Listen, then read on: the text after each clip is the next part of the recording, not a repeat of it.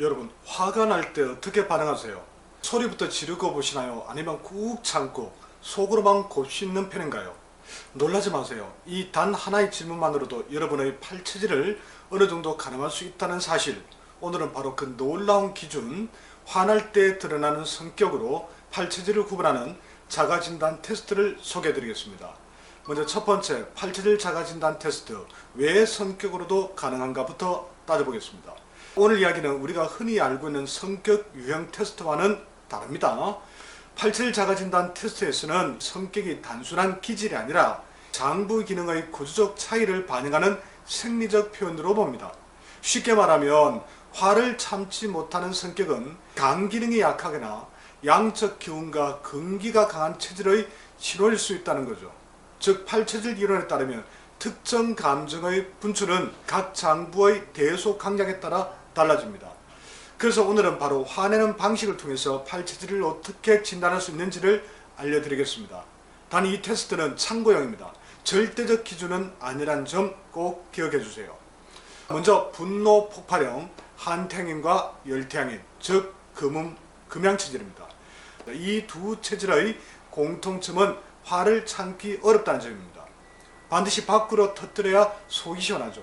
그런데 한태양인은 양중의 음으로 음의 기운이 더해져서 분노의 감정을 오래 품고 쉽게 풀리지 않습니다. 일명 뒤끝 장렬인 체질입니다.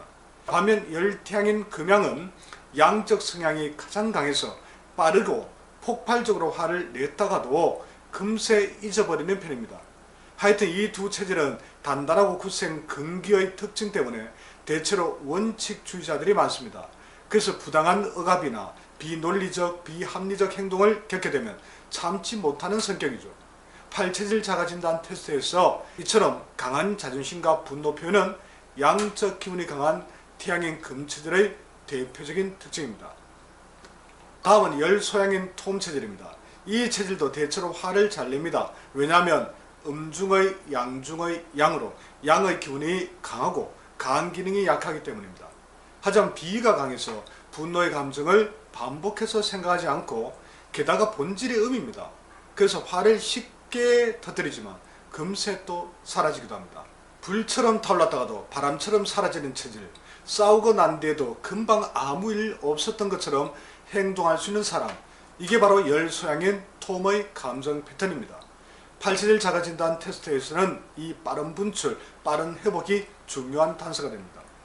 소음이는 감정을 겉으로 표현하지 않습니다. 화를 내기보다는 꾹꾹 참으면서 혼자 토라지거나 곱씹습니다. 이유는 간단합니다. 양중의 음으로 음의 기운이 강하게 작용하고 여기에 수기까지 강해서 감정을 안으로 끌어당깁니다. 그리고 비위가 약해 생각이 많고 예민합니다. 그래서 겉으로는 괜찮은 척 하지만 속으로는 불편함과 스트레스를 오래 끌고 가는 편입니다. 이런 분들은 분노가 쌓이면 우울증, 만성피로, 자율신경계 문제로 이어질 수도 있습니다. 이러한 경향은 한태양인 금운체질에게서도 비슷하게 나타날 수 있으므로 다른 진단법을 통해서 두 체질을 구분해야 합니다. 하여튼 팔체질 자가진단 테스트에서 이런 속앓이형 분노는 소음인을 구별하는 주요 힌트입니다. 마지막은 태음인입니다. 이 체질은 웬만해서는 화를 잘 내지 않습니다. 음의 기분이 매우 강하고 분노를 주관하는 간 기능도 가장 튼튼하기에 감정을 흡수하고 안정시키는 힘이 뛰어납니다. 특히 열태음인 모음체질은 비위가 좋아서 생각조차 별로 하지 않아서 무념무상형에 가깝습니다. 물론 사람이 정말 마음이 상하거나 큰일이 생기면 화를 낼 수 있죠. 하지만 그 빈도는 상대적으로 낮고 폭발력도 다른 체질에 비해서 약합니다. 그래서 팔체질 자가진단 테스트에서 화를 거의 내지 않는 성격은 태음인의 중요한 특징입니다. 그런데 예외적으로 사주가 음의 기운이 매우 강하면 태양인이라 할지라도 화를 밖으로 폭발적으로 안 내는 경우도 있으니 이런 것도 참고하셔야 됩니다. 여러분, 분노하는 방식은 단순한 기질이 아닙니다. 여러분 몸속 장부의 에너지 구조, 즉 대소강약의 반영일 수 있습니다. 오늘 알려드린 분노 방식은 팔체질 자가진단 테스트의 아주 중요한 기준 중 하나입니다. 꼭 기억하셨다가 적용해 보시기 바랍니다. 앞으로는 소심함, 고집, 꼼꼼함, 사교성 등 다른 성격 요소로도 체질을 구분하는 법을 알려드리겠습니다. 구독, 알림 설정해 두시면 놓치지 않으실 수 있습니다. 오늘 내용이 마음에 드셨다면 좋아요도 꼭 부탁드리겠습니다.